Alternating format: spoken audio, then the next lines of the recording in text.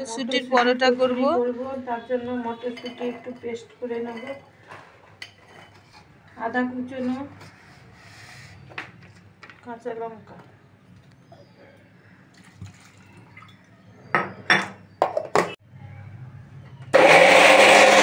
Paste করে নিয়েছি। এই মশলাটা রেডি করে নেব। মটরশুটি,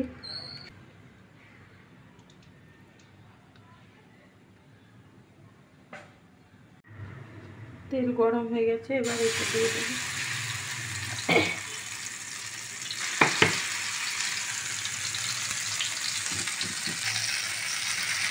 মশলাটা রেডি করে রেখে দিলে সুবিধে হয় যখন ইচ্ছে হবে মটরশুটির কচুরি খাওয়ার। হলুদ দেব একটু, অল্প করে ধনের গুঁড়ো, জিরের গুঁড়ো আর একটু লঙ্কার গুঁড়ো আর লবণ দেব।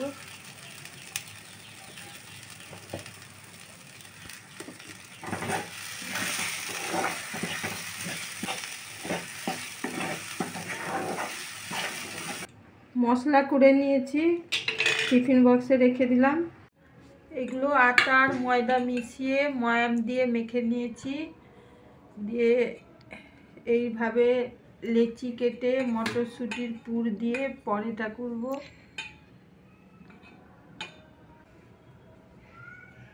এইভাবে এক একটা করে লেচি করে নেব।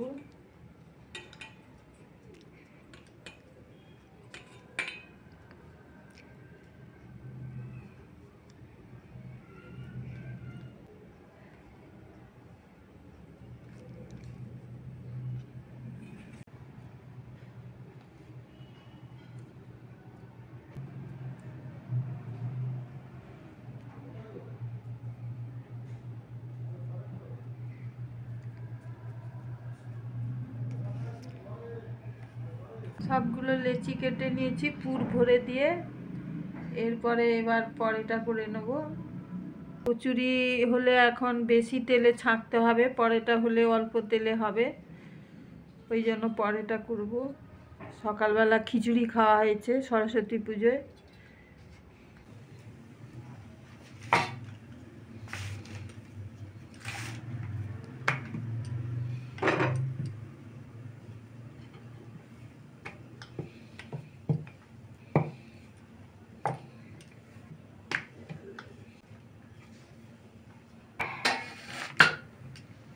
দুটো করে একসঙ্গে করে ভেজে নেব। এক সাইড হয়ে গেছে, আর একবার উল্টো করে দেব।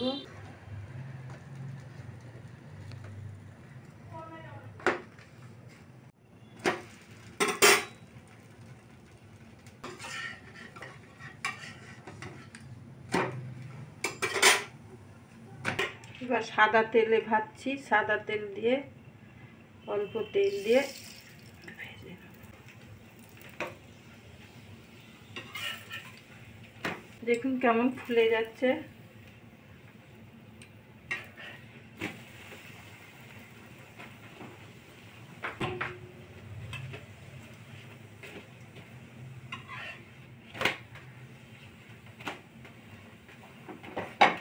হয়ে গেছে দুটো, এবার তুলে নিলাম। এই করে সবগুলো করে নেব।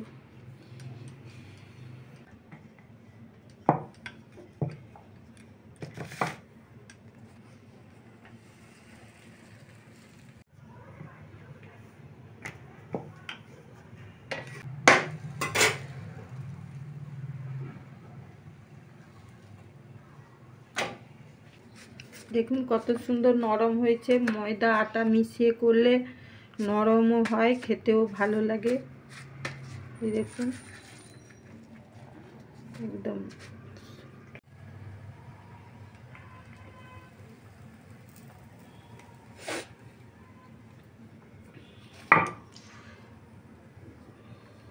এইটা বেলার জন্য আমি কিন্তু তেল ইউজ করছি না, ময়ামে যা দিয়েছি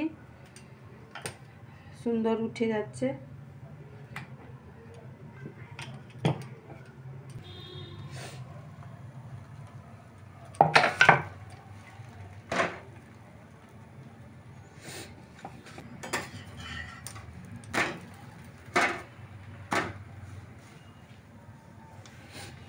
প্রথমে ভালো করে সেঁকে নিলে তেল কম লাগে।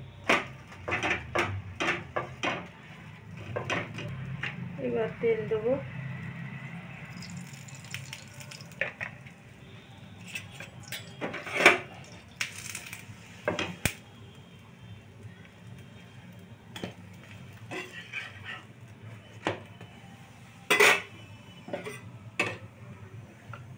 সবকটাই ফুলছে।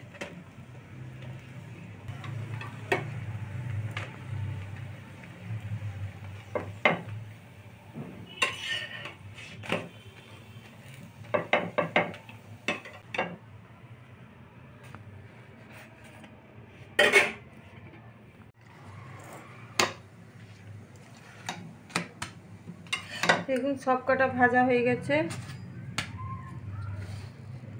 সবগুলো ভেজে নিয়েছি। এরপরে তাওয়া গরম আছে, পামকিন সিডস একটু ভাজবো খাওয়ার জন্য। মটরশুঁটির পরোটা করার মধ্যে আপনাদেরও এটা একটু দেখালাম।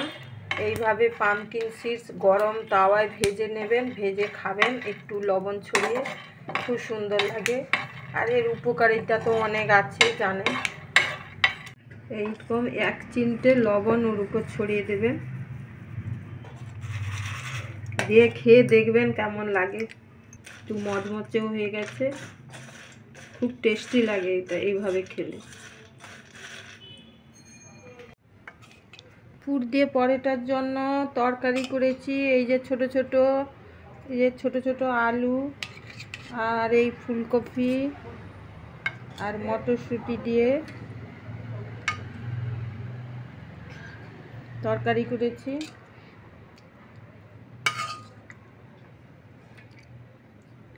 তার সঙ্গে সন্দেশ আছে।